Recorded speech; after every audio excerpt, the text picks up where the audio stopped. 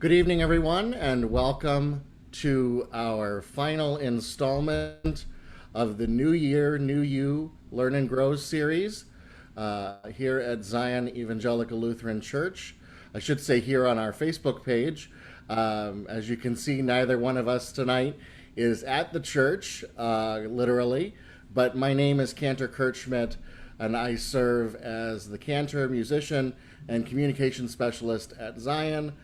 I'm joined here tonight by Cristina Ojeda, who is the Director of Community Outreach at Trustbridge, a multifaceted organization that deals primarily, but not only, in hospice and palliative care. And this is the third of three presentations to start out our new year in healthy ways for body, mind, and spirit. And tonight's topic is Attitude is Everything. We were talking beforehand about this past year and feeling like we're in one long season of Lent, which is where we are in our church here, the 40 days of penitence leading up to the great celebration of Easter. So we know that great things are coming, and we want to be poised with the best attitudes possible. So Anna, thank you for being with us tonight. If you have questions you'd like to share or comments, please drop them in the chat here, and I'm happy to interject them into our conversation. But for now, I'm going to turn this over to Anna, and she's going to share her screen and her presentation with us tonight. Anna, thank you again. Perfect. Thank you. Thank you again for having me. And again, my name is Cristina Ojeda. I'm the outreach coordinator at Trustbridge for Broward County. I'm not the director. I don't have that title yet, but perhaps in the future, right? So I'm here again to talk to you and give you some tools that would be beneficial to apply on your daily lives. And the topic today, as Kurt mentioned, is attitude is everything, because it's really important to tackle our daily lives with a positive attitude that will definitely help us. Give me a second, I will start sharing.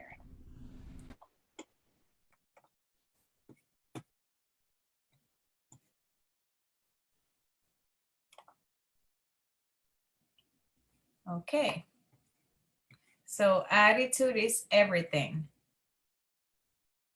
Why is that important? Because I think everybody can understand that and attest to that there are things that are completely out of our control, and things that happen to us that may be fair or not, or to loved ones, and you cannot control them. But the only thing that you can really control is how you react to those situations, is your attitude. You have the power to control your attitude. But first of all, what is attitude? Well, it is the disposition or feeling with regards to a person or thing, and it is a state of mind.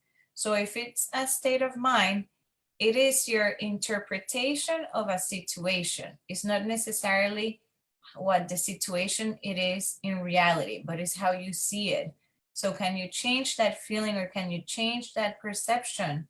Do you have the control to change that? Yes, indeed you do. But it's a habit. It's something that you learn and that you apply on a regular basis, and then it becomes natural. So how do we do that? How do we focus on having a positive attitude, or an attitude that can help us on a daily basis? Well, there are 10 rules, and this is based on the book Attitude is Everything by Vicky Hitch. There are 10 rules to stay positive, and I'm going to go in depth with each one of them. So we have waiting to worry, keeping an attitude of gratitude, treating your health as your wealth, focusing on the serious benefits of belly laughs, joy boomerangs, if you're losing the fight, right, keeping the faith, baby, learning to say no graciously, understanding the power of discipline, and surrounding yourself with positive people. So we're going to start with the first one, which is one that we can all relate to, that we tend to worry. But if we wait to worry, then perhaps things could solve themselves, because we know that 92% of what you worry about becomes true.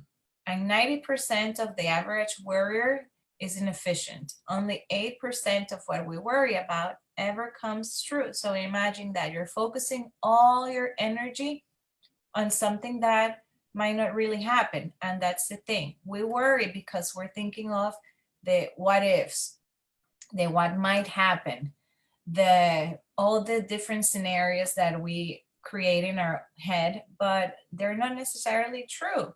So if we just stop, breathe, and think effectively and objectively, and we apply the rule of the 80-20, you focus 80% on a solution of the problem or situation and 20% on the actual problem. Then that will again open your horizons. It will give you a new perspective. You're going to actually and actively seek for solutions to that problem instead of dwelling and dwelling on the actual obstacles. So again, wait a minute, wait a little bit, because if you let it marinate a little, or if you share with others what's worrying you, perhaps you can brainstorm and come with different solutions. But if you're just dwelling and dwelling and sitting on the problems, sitting on the things that are bothering you at the moment, and you're not trying to solve them, then you're going to continue worrying. And the thing is that you can literally get sick if you worry too much, because if you're worrying a lot, your levels of anxiety are going to increase. Then you can have panic attacks. You can feel it in your body. You can have rapid heart rate. You can get a headache. Your blood pressure can go really high. So those are things that you don't want in your life. You can increase the levels of stress. And there's so many different illnesses and issues that we have that are triggered by stress. So you don't want to exacerbate anything or any condition because you don't have your stress under control. And how do we have our stress under control? Well, first of all, waiting to worry. Stop creating all these scenarios of negativity and apply the 80-20 solution seeking system. So you stop, breathe, and think objectively. Focus 80% on solutions, 20% on the actual problem. And I was saying this, and this could be for big things or little ones. Like a couple of weeks ago, I had to give a presentation that was giving me anxiety because it was in front of a large crowd. I haven't done that before.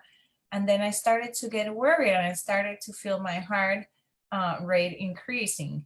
So what did I do? First, I tried to find like a point of reference. I was like, okay, I have done this before. I have given presentations successfully. I know I can do that. So, okay, I've done this before. I know I have the tools to do it. Now, what is my solution? Okay, I made sure that I had everything down. I had all my notes in order. I had what I wanted to say. I made sure that the sound was right, that the video was right, that I looked the part. So all of the things that were on my control, I did. And then I jumped in, I did it. And what was I worried about? That I could mess up? Well, if you mess up, you apologize and then you move on. It wasn't going to be the end of the world. So I try to do what I could do on my part.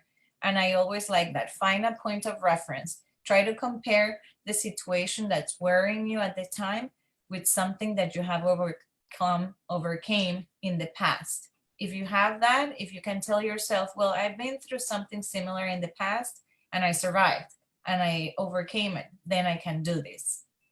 All right. So that's a good way to have a positive attitude. Then this is something that I've mentioned in the past here when I gave the presentation of having an attitude of gratitude, of thanks living. Well, because gratitude unlocks the fullness of life. If you have an attitude of gratitude, you can feel that you have enough and that you can do so many things. You can turn denial into acceptance, chaos into order, confusion into clarity, a meal into a feast, a house into a home, a stranger into a friend.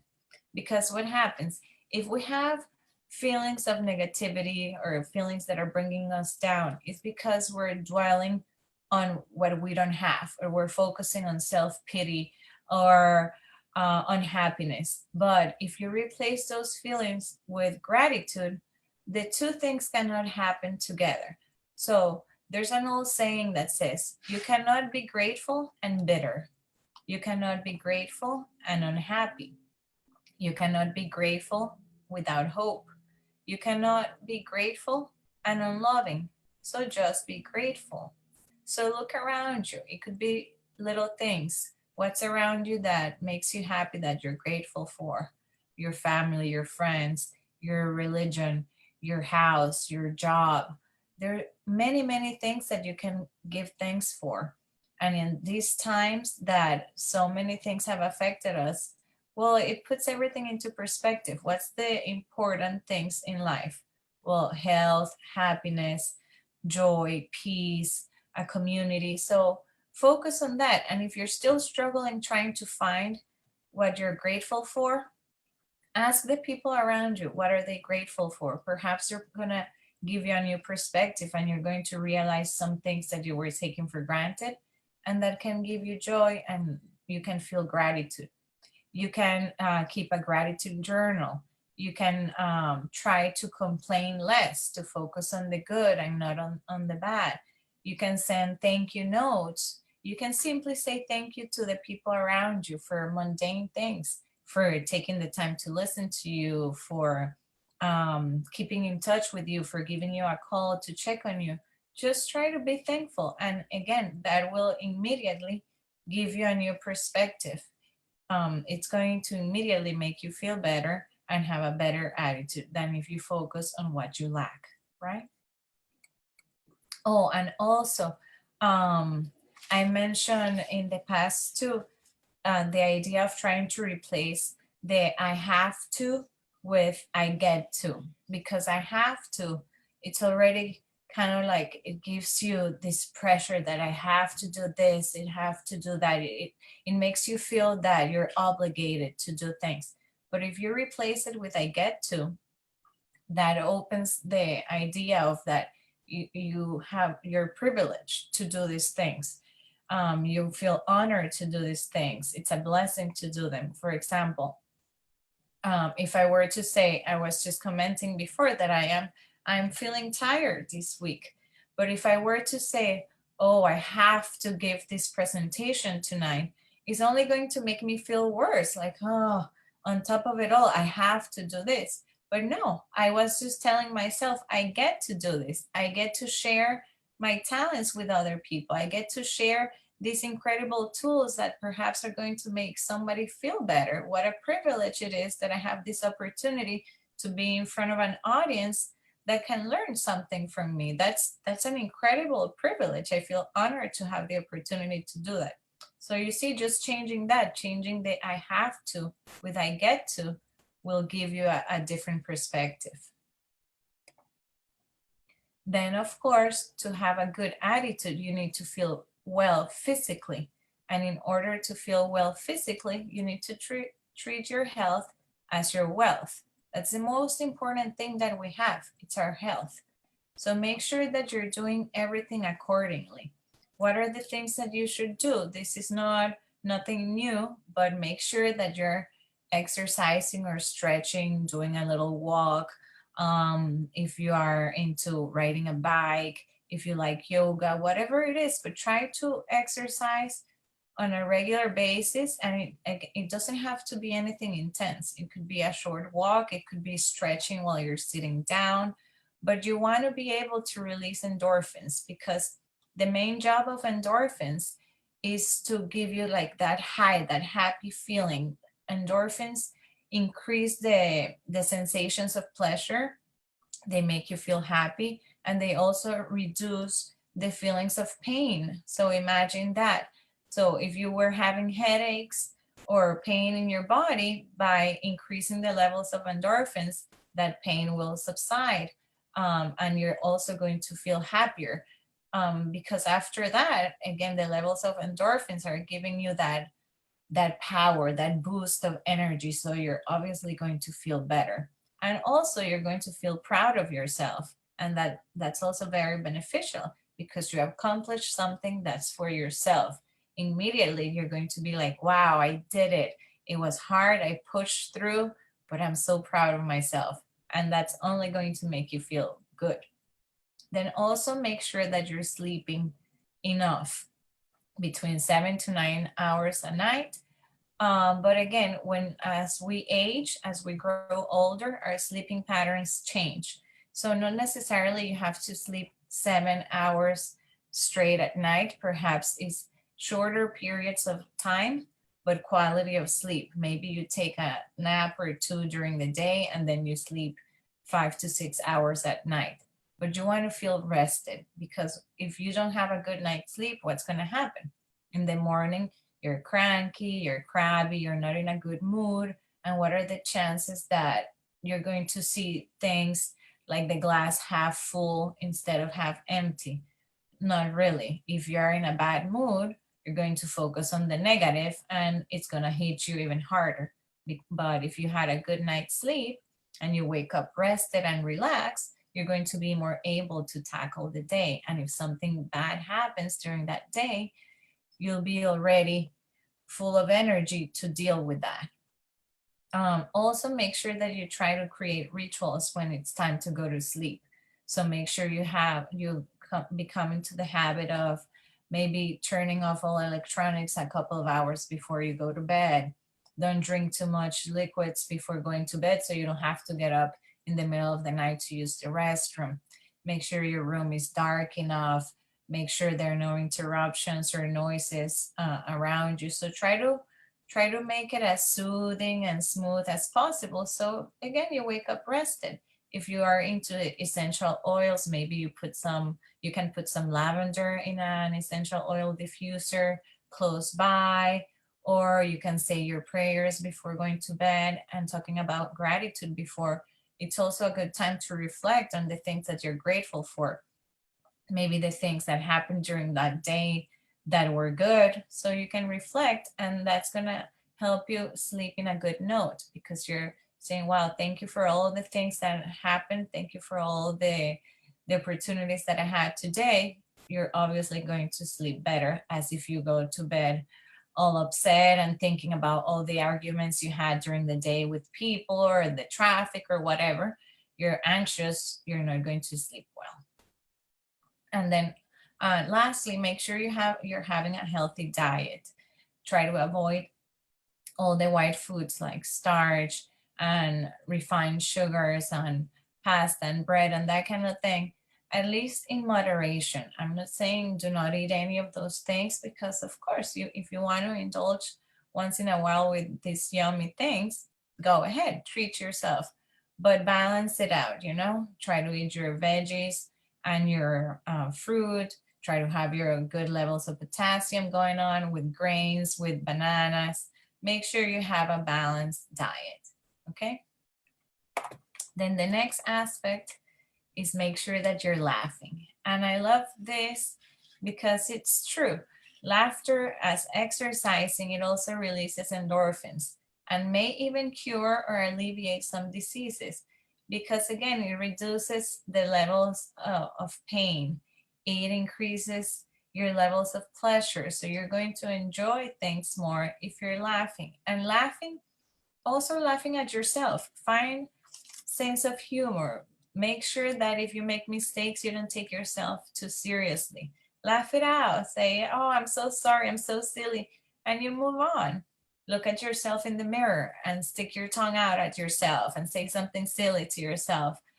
Hey, you good looking thing, how you doing? Immediately you're going to laugh, just because you're laughing at yourself, and you'll be like, oh my, I can't believe I just did that. But you're going to laugh. And the thing is that if you're laughing or you're smiling, you can trick your brain. Your brain doesn't know if you're happy or sad or angry or whatever. It just knows that if you're smiling, perhaps you're feeling happy. You can trick your brain like that. So get into the habit of smiling more, because your brain will think that you're happy, and then you're going to end up feeling that happiness. The brain is going to release those endorphins that are going to make you feel better. So it's like a chain reaction. Even if you're not in the mood, then try to find something that will get you in the mood. Look for a funny movie on the TV. Call that friend that has an amazing sense of humor that you know is going to make you laugh. Read something. There are books of jokes and riddles and things like that that can make you laugh. So try to find the sense of humor and get it back, because sometimes we're so overwhelmed and stressed out and we come in the routine that we're like robots and we go, go, go, go, and we have these business transactions and conversations, but we're not laughing. And you don't want to live a life that it's all about work and no joy. So make sure that you incorporate laughter in your life. That will definitely help you.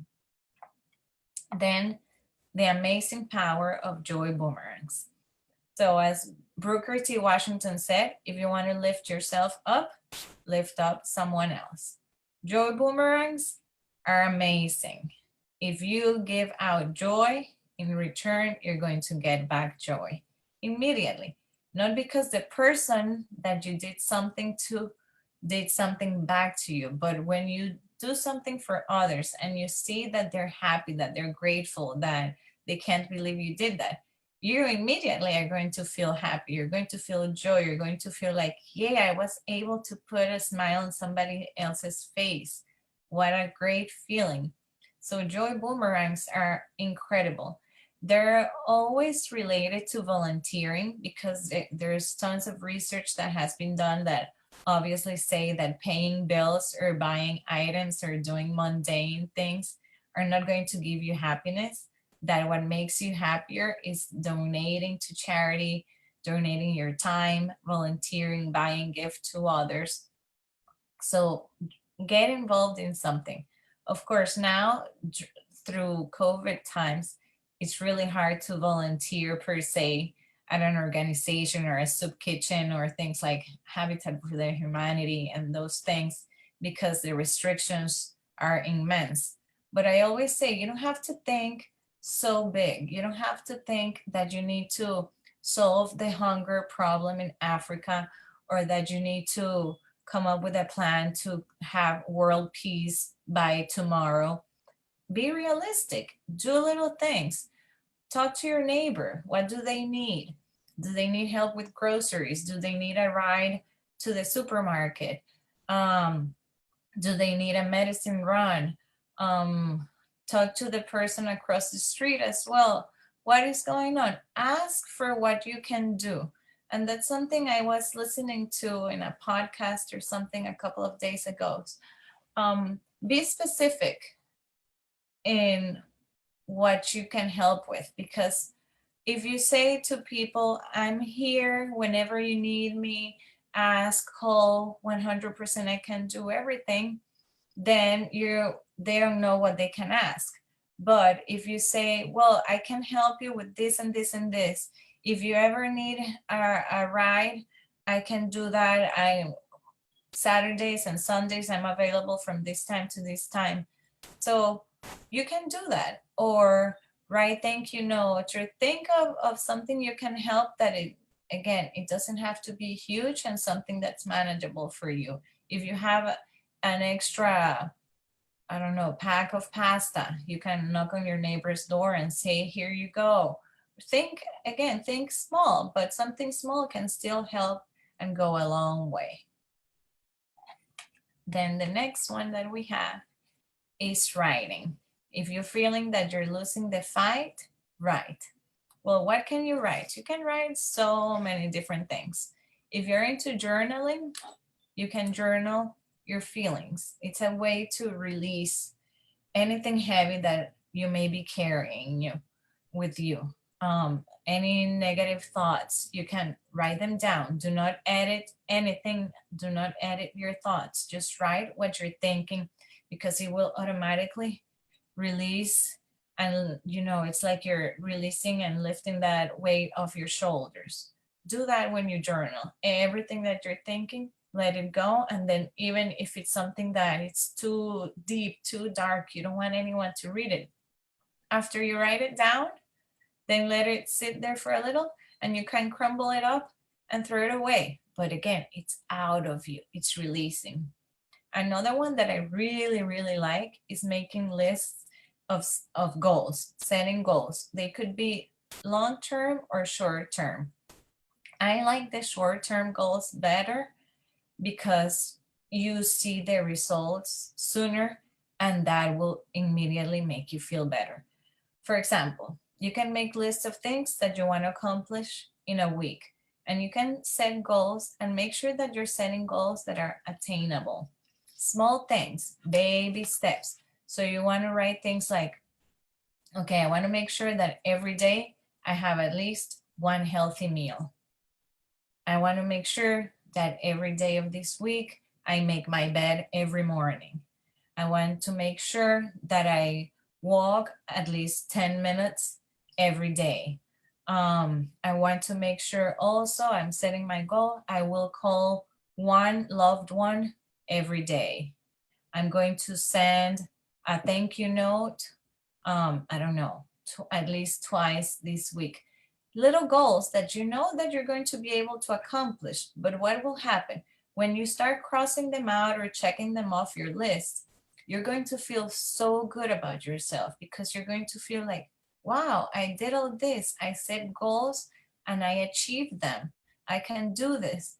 How are you going to feel? You're going to feel happy. If you set goals that are huge, that are unattainable, and then you don't accomplish them because they were kind of unrealistic, you're going to feel I don't know, bad about yourself. You're going to feel like, oh my, I can't do anything. Everything happens to me. It always goes wrong, da da da. But you were not realistic. If you start going to the gym today and you're expecting to lose 10 pounds by tomorrow, you're not being realistic. But what's going to happen tomorrow if that was your goal? You're going to feel bad about yourself and you're going to want to quit and give up and be like, nothing works. But you were not being realistic. But if your goal is, I'm going to walk 10 minutes today, and then at night you go to your goal list and you see, oh, I did walk 10 minutes today. Check, I did it. So maybe tomorrow I'll increase it to 15 minutes. And that way, you're definitely going to feel good about yourself. So make goals, set goals, but make sure that you're able to accomplish them. Okay. Then also get into the habit of writing and sending notes. Thank you notes, birthday cards, get well cards, because they're tied with the joy boomerangs. You're going to feel good about it. You're feeling good about writing it. And when somebody receives a note, a handwritten note, you're going to feel really special. And when you see that reaction, you're going to feel good about yourself as well. You're not doing it to feel good about yourself. You're doing it because you're going to make other people happy. But in return, you're obviously going to feel happy because you were able to give some joy to others. And then emailing and texting nowadays is a very easy and fast way to communicate with people. And I recommend at least the texting to check on people because I know we're always very busy and we're doing 100 things. But that's a way that you can say, hey, thinking of you, is everything okay? And then that person can respond, and at least you checked on them and you're focusing on the goodness or being good, helping others, than on whatever negative is happening in your life at the moment. Then this one is really important, and I'm sure that all of you would agree that we need to keep the faith, baby, is how they call it here. There is a link between faith and longevity. People who have spiritual beliefs have less depression, better immunity, and less heart disease than those who have no spiritual beliefs. So have faith.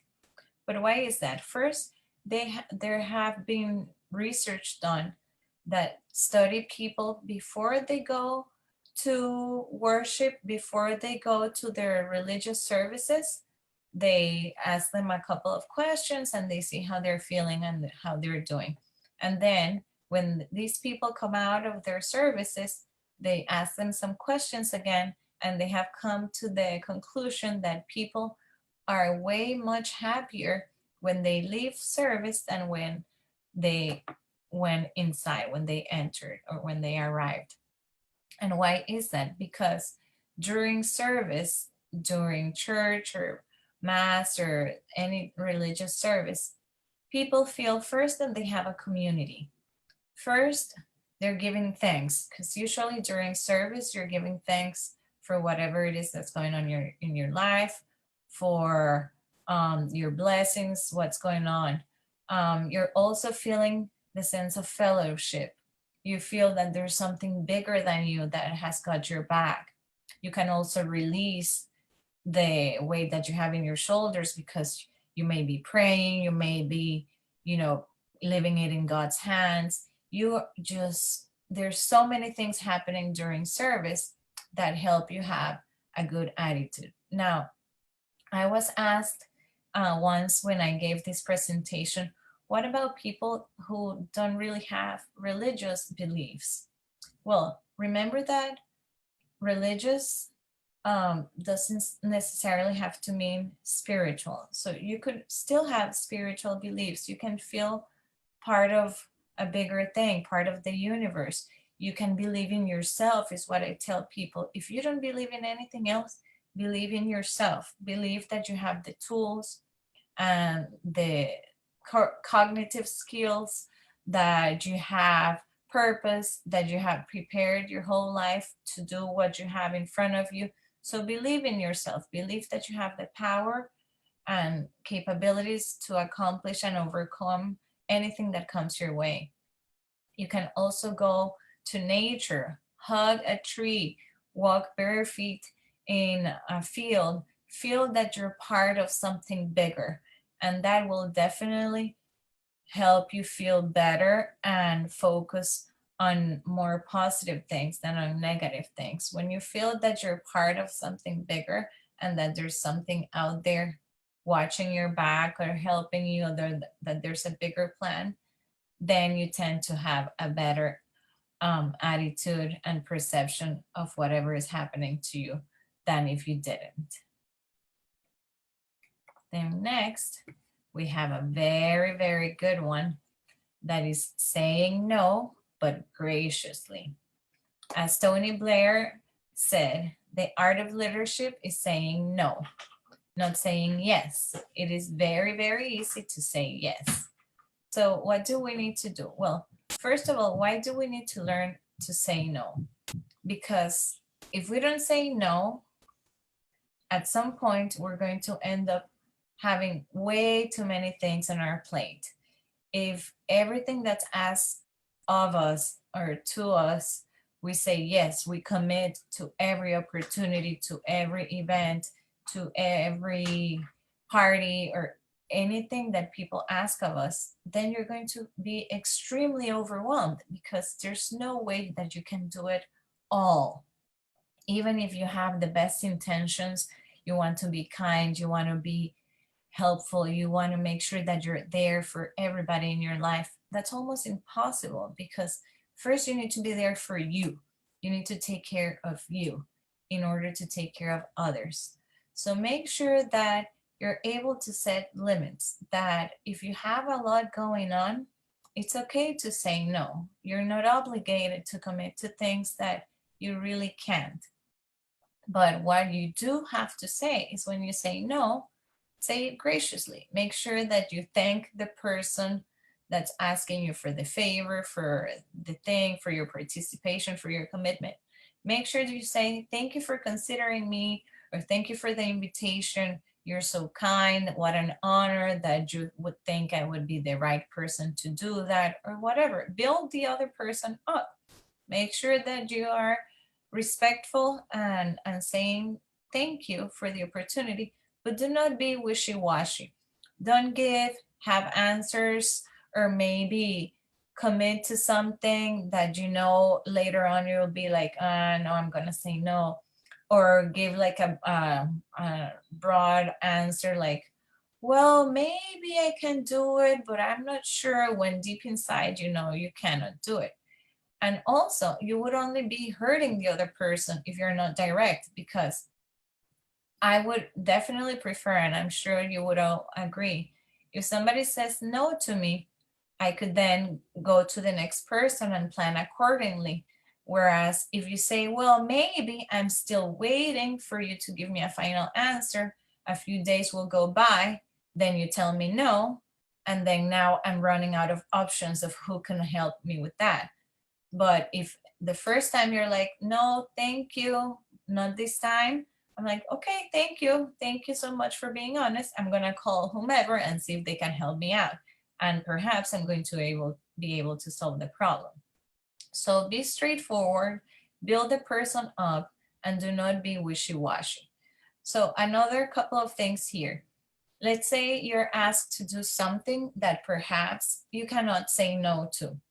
Then make sure that you go back to your calendar or your agenda or your list of goals that you had set up and look for something that you can cross out, that it would really not hurt you if you cross it out and maybe you reschedule it or you just don't do it, and replace it with the new thing you're committing with.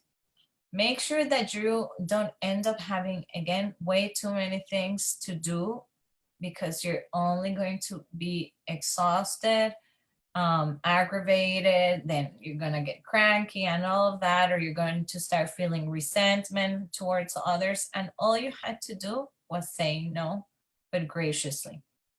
And as I was saying and mentioning with the joy boomerangs, be specific of what you can help with. So, for example, if somebody asks you to take them to the store tomorrow because they go every month, you can say, I'm sorry, no, thank you so much for thinking of me for this. You're always so sweet to think of me as a good person to do this for you. I cannot do it tomorrow. Nevertheless, you can count on me for next month. I can definitely help you out. I'll mark my calendar and you can count on me. So be specific. Or if somebody comes to you saying, I need help with this project.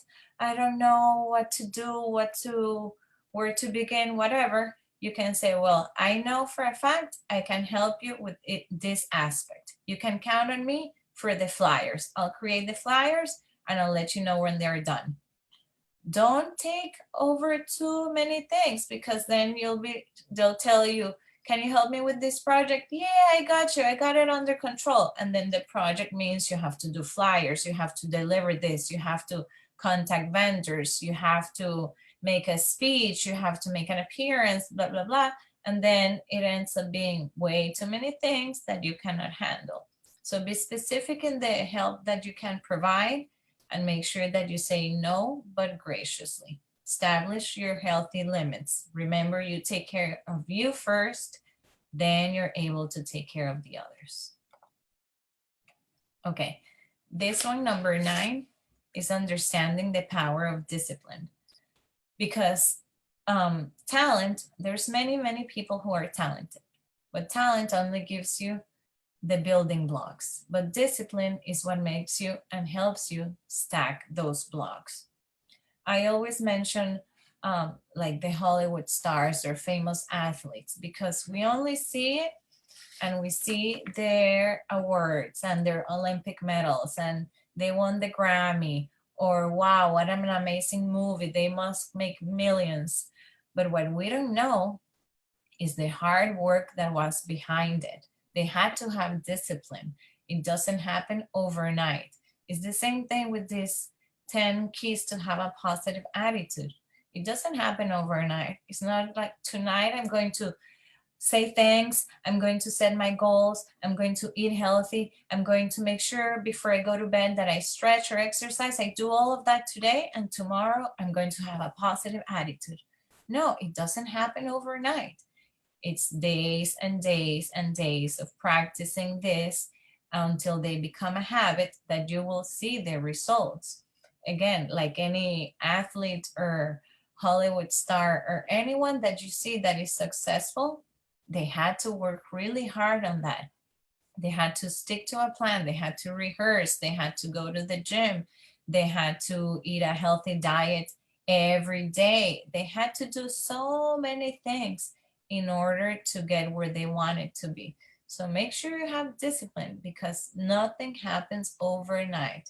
You have to practice on a daily basis.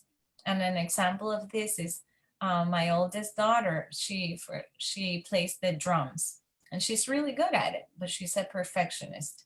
She had a concert coming up and she was saying that she didn't want to do it. And she wouldn't say why until I started talking to her and talking to her.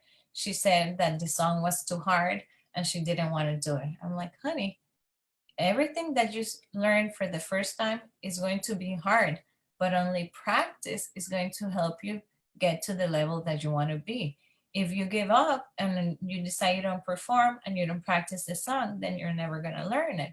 But if you practice every day and you commit to it, every day you're going to get a little bit better at it until you get to the level that you want to be and you can perform in the concert and be happy.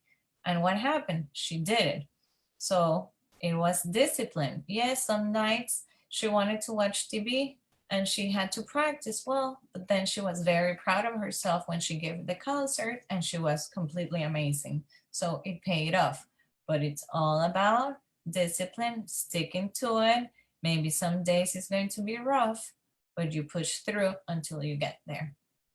And like Henry Ward Beecher said, hold yourself responsible for a higher standard than anybody else expects of you. Never excuse yourself. Never pity yourself. Be a hard master to yourself and be lenient to everybody else. And that is something to keep in mind. And lastly, surround yourself with positive people. Keep away people who belittle your ambitions. Only small people do that. Really great people make you feel that you too can become great. And Mark Twain said that. So find people who challenge you, who aim high, who care about you. Stay away from people who belittle you. Try to surround yourself with positive people. And sometimes that can be hard because there's always somebody who's struggling for real. There's always people who are what they call Debbie Downers that are always have an issue, and whenever you ask them how they're doing, they're like, well, here, and they have this whole drama going on. And you have two choices there. You can either try to be the ray of sunshine and try to help that person get out of that rut and be more positive. You can try to, open their horizons to being more positive and willing to see the silver linings. You can try that and perhaps you may succeed. But if you're tired, if you don't have the energy to deal with that, you are entitled to walk away.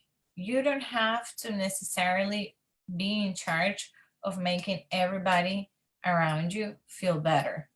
You, again, as I said before, you need to take care of yourself. So if being around certain kind of people will hurt your energy, will change your attitude, will make you feel sad or angry when you're working really hard in keeping a positive attitude, a positive outlook at life, then again, you're entitled to walk away. Then don't be part of those conversations. Like something I really dislike is being in a group when they start talking badly about other people, when they're talking badly about people who are not present. I really don't like that. I don't like participating in that. So I may try to redirect the conversation or say, that's kind of rude if you're talking about that person without them being here. Or if I'm really exhausted and I don't have the energy for that, I would just walk away. I'm not going to let them make me feel bad about myself because I'm working really hard on staying positive or looking at the good things and having an attitude of gratitude. And then you can easily get into that conversation and start bickering and focusing on the bad things, or people who are talking bad about their jobs and things like that, when you should be grateful that you have a job, for example. So make sure that you have a group of people that lift you up, that when you're down, they can help you, they can give you a moment of laughter, they can give you a shoulder to cry on, that you can share good and bad things. People who are positive, who bring the best out of you, that's the kind of people that you want to have around. In that, you have the right to be selfish and you can choose who you want around you. So lastly, we can say that attitudes are definitely contagious. So all we want you to think about is that, is your attitude worth catching? Because, and I'm going to close with this, as Maya Angelou said, she said, if you don't like something, change it. And if you can't change it, then change your attitude. So again, stop complaining, just change your attitude. And that's all I have for today. These are our references where we got the information from. And now you can let me know if you have any comments, if you want to tell me something that I just presented that you do on a regular basis. If you have any questions, please let me know. I am all ears. I'm still watching the chat, so if you take Anna's invitation and you'd like to share something that was insightful this evening or that you already put into practice, I have to tell you, Anna, that all the way back to the very beginning when you talked about worry, um, I watched a TED talk, and I watch a lot of TED talks, but this one really stuck with me, and they actually broke apart statistically what we worry about. I don't know if you've ever seen this beyond even the 92.8, um, but 40% of what we worry about never happens. 30% of what we worry about is in the past, and obviously we can't change the past. 10% of what we worry about are petty things like, should I wear the blue shirt today or should I wear the green shirt today? And stressing about that. 12% are needless worries about our health. And I seem to be living in that 12%. And then 8%, as you said, is real legitimate worry. And I always think about that because I tend not only to worry about myself, but I worry about other people. And this has really gotten me thinking, is that a good use of my time and my energy? Um, I love the idea of joy boomerangs, and even that terminology. I think we do so much of that in the church, and it's important to recognize that we do it not not to receive the accolade, but that we can acknowledge the joy that it gives us to give to others. Eileen has said in the comments she loves the question, "Is your attitude worth catching?" Um, and that's great. It's almost like a positive virus. Is this can we catch this in a positive way? And certainly, I think a negative attitude is also contagious in negative ways. So, as you said about surrounding yourself with positive people, I think the reverse is also true. If you surround yourself with negative people all the time, negativity breeds negativity. So, just so many wonderful things, and it makes me want to go to Amazon and get that book just to build on what Right? you've shared tonight. And as usual, I'm over the moon. I've loved this particular series of three presentations. The first one you shared about healthy living and different practices and things related to diet and sleep, and you touched on a couple of those again tonight. Uh, we just need to hear them again and again until they become habit. Last month's presentation was really wonderful. We had a guest speaker then with the two of us, and he was just really insightful about the power of breathing and mindfulness. And I felt very spiritually connected to the material. So I commend all of these presentations. If you're watching this now and you did not see January's or February's, they are available on our Facebook page, they're available on our website, they're available on our YouTube channel. All three places archived. Please share them with your family and friends. Go back and watch them again as I have. Wonderful way to connect with health and wellness. Scripture is very clear about us having not only healthy bodies, our bodies being temples, but also healthy minds and healthy spirits. So this is 100% in line with our mission at Zion to equip people with what they need in order to not only serve others but to be the best self that God has created you to be. So, I wanted to add one last thing sure. because, and I think with the joy boomerangs and with the missions of a church and that, we can confuse the fact that we may have empathy and we want to put ourselves in the shoe in somebody else's shoes and feel their pain. But to really have empathy, we don't need to get to their level of pain or sadness. We validate where they are. We say, I understand how you're feeling or where you're coming from, but I'm also respecting how I'm feeling. And I'm not going to bring myself to that level. I'm here for you, but that doesn't mean that if you're incredibly depressed, I have to be incredibly depressed Mhm. to connect with you. You know what I mean? And I think we confuse that too. Well, and I think that's, there's good stories there too, straight from the Bible. We talked last night about the story of Job, and it's the story of suffering in the Bible. And Job spends about 35 chapters talking to his friends who really don't say anything helpful or useful. They do two things right. They show up and they listen. And I think when it comes to being empathetic and exhibiting empathy, the best thing we can do is not to, as you say, not to put ourselves in that place, but simply show up and listen. And those in itself are just very powerful things. Those in themselves are very powerful things. Oh, so much to talk about. So much we could wax philosophically on. I'm looking to see if there are any other questions. Once again, we have a comment that you are spot on, but I've known that for quite some time.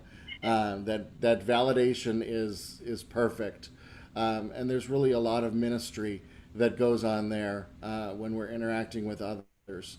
Again, we could just sit and talk for hours about this. I want to respect your time. I want to respect everyone else's time, and just issue a couple last invitations. We have our Holy Week and Easter celebrations coming up at Zion. Information about that is available on our website, which is zion-lutheran.org, or you can Google search Zion, Deerfield Beach, Florida. Our website will pop up there. And the entire Holy Week schedule is there. We have services both in person and here on Facebook Live, and other opportunities as well to engage, to drive by the church, pick up some palm branches, to join in a sunrise service in person. There's lots going on, and it's coming up rather quickly. And also to keep your eyes and ears out. We will, during the Easter season, be starting a book study that will actually build a lot on what we talked about tonight, what Anna shared with us. The book is called 12 Tiny Things, and it's about micro spiritual practices, little things that you can do every day to reclaim what we're going to talk about as the holy ordinary, and look for those little resurrections in our days, and help to transform our attitudes. So each of the chapters of the book deals with a different thing: space and work, and community, and food, and creativity, all kinds of things. That will be an 8-week study, including a visit with one of the authors in the final week. So that'll be on Wednesdays at 6:30, right before our prayer at the end of the day. So mark your calendars for that.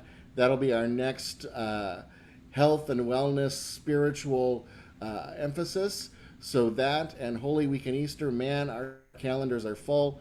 Anna, I know you're super busy sharing the mission of what Trustbridge does, not only for families, as we said at the beginning, in need of hospice and palliative care, but out in the community, sharing these messages of good health and wellness.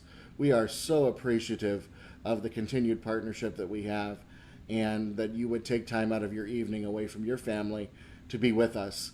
I know that those who are watching are so appreciative as well, If you're watching this later, please leave us a comment. Let us know you were here. Please share your gratitude for Anna, for her time, and for Trustbridge, and for all that they've done for us at Zion. It really has transformed the way that we think about community ministry, and we've only branched out from there. So wherever you are, we wish you a wonderful evening, peaceful rest tonight, a peaceful end to the rest of your week. And until we gather together again, whether it's here at Zion on Facebook Live, at Zion in person, or for our next educational opportunities, we wish you wellness and wholeness, body, mind, and spirit, and that God would go with you wherever you go all of your days. Have a wonderful night, everybody. Thank you. Bye bye, everybody.